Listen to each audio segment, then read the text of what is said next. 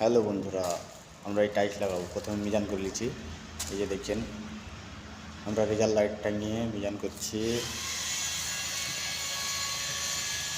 Start করার আগে right angle ভেঙে নিলাম দুই সাইড থেকে রাইট অ্যাঙ্গেল ভেঙে নিলাম। ইলেকট্রিক রাইট 6টা, যে রাইট অ্যাঙ্গেলের সিগনাল আসছে।